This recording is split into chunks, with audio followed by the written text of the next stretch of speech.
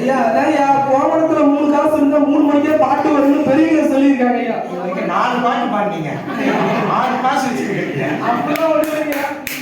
திருமண நிகழ்வொன்றில் ஆடம்பரம் என்ற பெயரில் அல்ப பாடலுக்கு 6 முதல் 60 வரை ஆட்டம் தேவைதான் ஐயா.